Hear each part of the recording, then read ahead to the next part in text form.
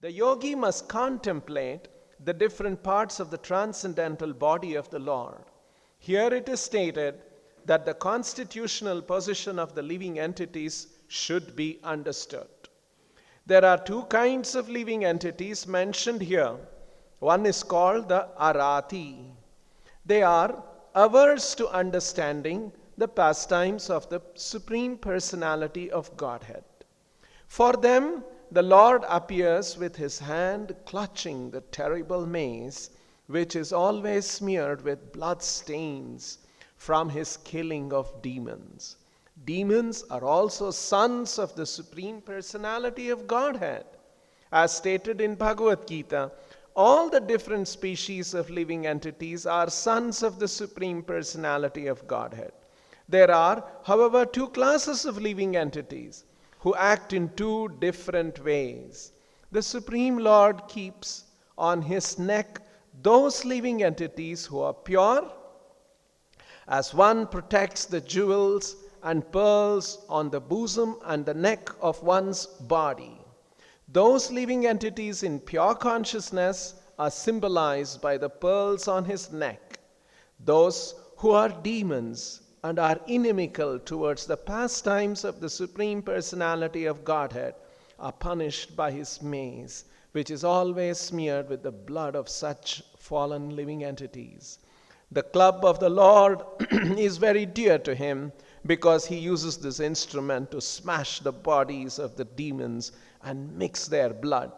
As mud is kneaded with water and earth, so the earthly bodies of the enemies of the Lord or the atheists are smashed by the club of the Lord, which becomes muddied with the blood of such demons. So we are continuing to see Lord Kapila's instructions to his mother about the process of dhyana and how one should continue to meditate on the different transcendental different transcendental aspects of the Lord's transcendental body. And in this verse, referring to Kaumodakim, Bhagavato Dayitam Smareta, one should remember, Smareta, one should meditate upon. Kaumodakim, the mace of the Lord, Gadha, and which is Bhagavato Dayitam, which is very dear to the Lord. This mace is very dear to the Lord. And what is the mace looking like? Digdham arati bhatashonita kardhamena. Digdham, it is smeared with arati bhata shonita kardhamena. Shonita is blood, kardhamena smeared with. Shonita kardhamena arati bhata. Soldiers who are inimical, enemy soldiers. So Digdham arati bhatashonita kardhamena, his mace is smeared with the blood of the inimical soldiers, living entities who are inimical. And Malam Madhuvratha Varuta Giropagustham, and he has a mala which is Madhuvratha Varuta Giropagustham, and there are bees, Madhuvrata, who are running after the madhu, the honey. The Madhuvrata refers to the bees, and these bees are buzzing around Giropagustham, and they are creating this buzzing sound, and a swarm of them swarming around this malam. And the yogi should smareta, one should meditate on this beautiful garland of the Lord with swarms of bees buzzing around and creating that giropa upakushtam, that kind of a sound. Chaityasya tattvam amalam. There are another kind of living entities, amalam chaityasya tattvam, referring to the chaitya here with chetana, referring to the living entities. and they are pure living entities. Manimasya kanthe, and they represent the kantha, mani at his kantha, hanging from his kantha, from his neck. This is referring to the kaustubha, which represents the pure living entities. The yogi should meditate, smareta, upon his club, Kaumodaki, which is named Kaumodaki, and is very dear to him, Bhagavato Dayitam.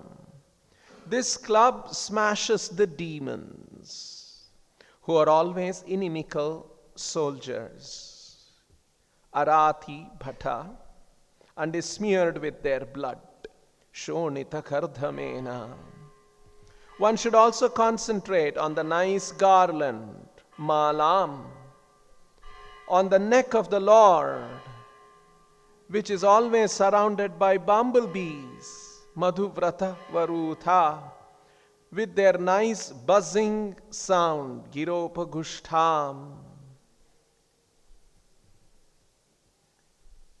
And one should meditate upon the pearl necklace on the Lord's neck, Manim Asya Kante, which is considered to represent the pure living entities, Amalam, Chaityasya Tattvam, who are always engaged in his service.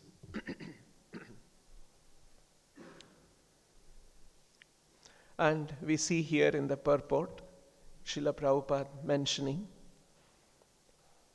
an interesting point, that how this verse is referring to the two kinds of living entities who are present in this material world.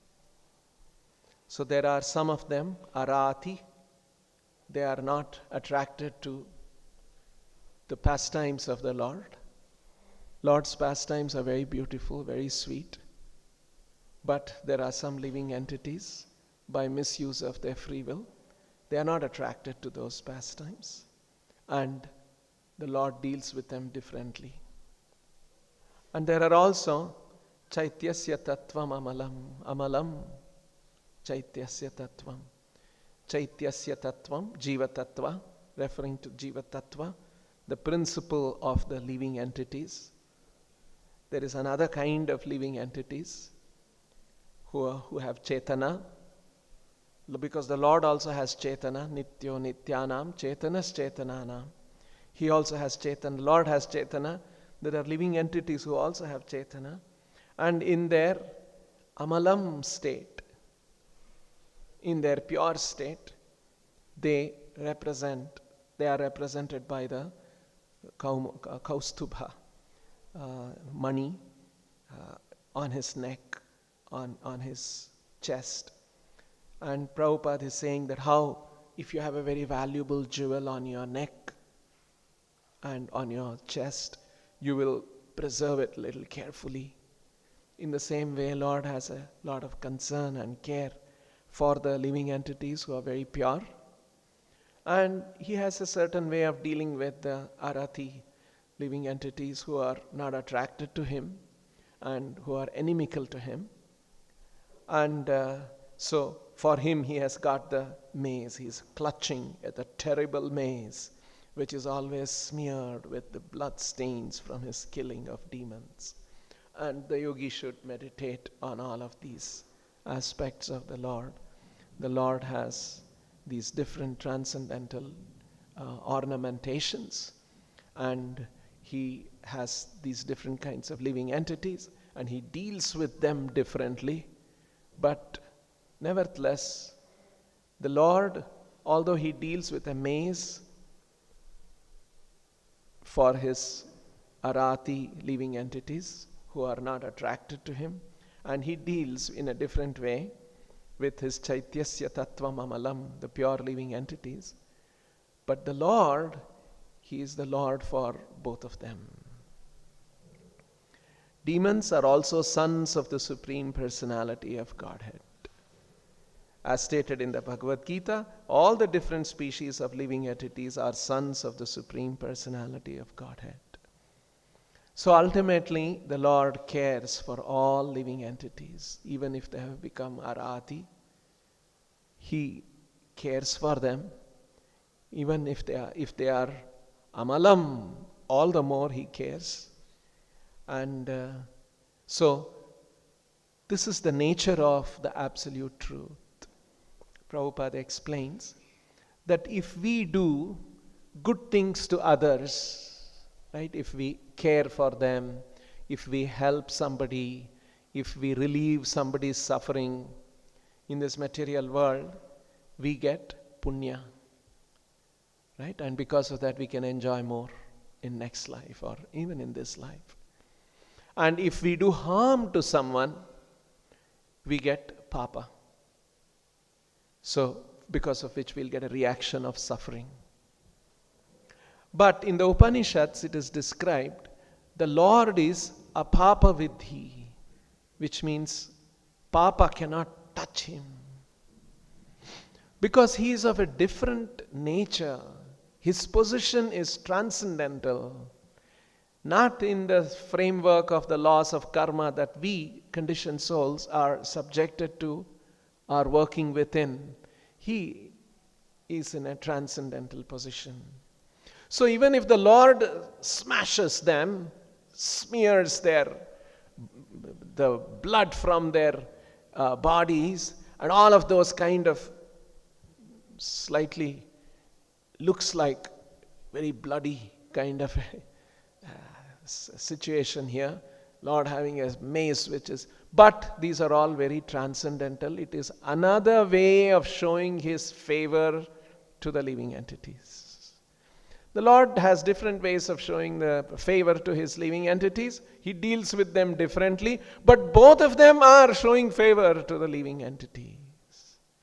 This is the nature of transcendental reality, transcendental truth, the absolute truth, that there is always, he has goodwill and well-wishing of all living entities, because even the demons are his sons, and he has to deal with them in a different way, because they are in a certain kind of a mentality, certain kind of a situation, and how to benefit them and how to benefit the chaityasya tattvam amalam will be different. So the Lord deals with them differently. But he's showing favor to both of them. So actually, when the Lord kills the demons are benefited. We know about that. Prabhupada writes about that they get sarupya mukti and sayujya mukti in some cases. And when the living entities in the material world, they are suffering due to their papa, which is again sanctioned by the Lord and approved by the Lord, because Lord approves that yes, somebody goes through this kind of a suffering, and it is with Lord's approval. Even there he is actually blessing the living entities because they have accumulated too many papa, and he is diminishing that. Because if you want to come to the level of bhakti, which is the Lord's intent, we have to become free from sin. If we are situated in sinful activities, it's very difficult to come to the point of bhakti.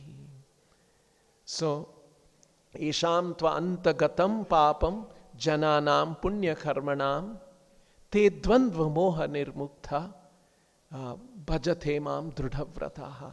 So if we have to come to the stage of drudhavrata bhakti, one has to antagatam papam. So different ways Krishna is finding out for the living entities to diminish their papa burden that they carry, they accumulate because of their sinful activities, sinful desires. And all of these are, and sometimes when the living entities accumulate too much of sin because they are very sinful and they are known as the demons, then Krishna even uses this mace to smash them and kill them, and in that way show them the favor. There's a very nice passage. I'll read this from Srila Prabhupada's purport. In Bhagavad Gita, Krishna says that he descends to this material world for two purposes, namely paritranaya sadhunam vinashaya cha dushkrutam, to relieve the devotees and kill the demons or non-devotees. These two kinds of action are the same for the absolute truth. When the Lord comes to punish the demons, he bestows his favor upon them, and similarly when he delivers his devotees and gives them relief, he also bestows his favor. Thus the Lord bestows his favor equally upon the conditioned souls. When a conditioned soul gives relief to others, he acts piously. And when he gives trouble to others, he acts impiously. But the Lord is neither pious nor impious. He is always full in spiritual potency, by which he shows equal mercy to the punishable and the protectable. The Lord is apapavidham. He is never contaminated by the reactions of so-called sinful activities. When Krishna was present on this earth, he killed many inimical non-devotees, but they all received sarupya. In other words, they returned to their original spiritual bodies. One who does not know the Lord's position says that the God is unkind to him, but merciful to others. Actually, the Lord says in Bhagavad Gita, Samoham sarvabhuteshu name dveshyosti na priyaha. I am equal to everyone. No one is my enemy and no one is my friend. But he also says, Ye bhajanti tu mam bhaktya maite teshu chapyaham.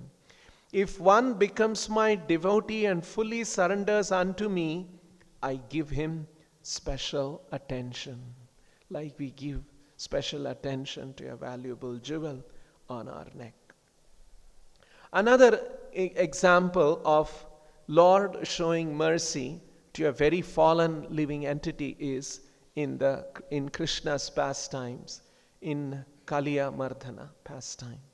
Because one becomes a snake if one is very, very sinful. So Kaliya was very, very sinful. So that's how he had a body, that kind of a body. But on that snake's hood, Krishna jumped and danced and smeared the dust from his feet on the head of Kaliya. And Kaliya's wives, the Nagapatnis, realized this. And when they offer their prayers, they mention about that. This is reading from the Krishna book. The Nagapatnis began to offer their prayers as follows. O dear Lord, you are equal to everyone. For you there is no distinction between your sons, friends, or enemies. Therefore, the punishment which you have so kindly offered to Kaliya is exactly befitting. O Lord, you have descended especially for the purpose of annihilating all kinds of disturbing elements within the world. And because you are the absolute truth, there is no difference between your mercy and your punishment. We think, therefore, that this apparent punishment of Kaliya is actually some benediction. We consider that your punishment is your great mercy upon us, because when you punish someone, it is to be understood that the reactions of his sinful activities are eradicated. It is already clear that this creature appearing in the body of a serpent must have been overburdened with all kinds of sin. Otherwise, how could he have the body of a serpent? Your dancing on his hoods has reduced all the sinful results of actions caused by his having this body of a serpent. It is therefore very auspicious that you have become angry and have punished him in this way. We are very much astonished to see how you have become so much pleased with this serpent, who evidently performed various religious activities in his past lives that pleased everyone. He must have undergone all kinds of penances and austerities, humbly honored others, and executed universal welfare activities for all living creatures. So from this we can understand the truth of the Lord's punishment. And although it appears like a punishment with his mace and all of those kind of things, but it's actually another way of showing his favor to the living entities. So these are all the different aspects of the Lord. The Lord has the aspect of protecting his devotees who are very pure, and he also has the aspect of diminishing the burden of the sinful reactions of living entities who commit a lot of sins. And so paritranaya sadhunam vinashaya cha dushkrutam vinashaya. So he does all of these things, but they may be appearing different, but because he is the absolute truth, that he's actually showing favor to all of them. And so all of these, the kaumodaki, which is smeared with blood, and his kaustubhamani, which represents the pure devotees of the Lord, all of them are actually very, very auspicious, transcendental aspects of the Lord, and the yogi should smaretha, the yogi should meditate on all of them. So this is the Lord's feature, that he is always merciful to the living entities, whether he is punishing or whether he is rewarding. And the yogi should meditate on all of these aspects of the Lord. This is what Srila Prabhupada is explaining in the purport. We'll stop here. Grantaraj Srimad Bhagavatam ki, Srila Prabhupada ki jai.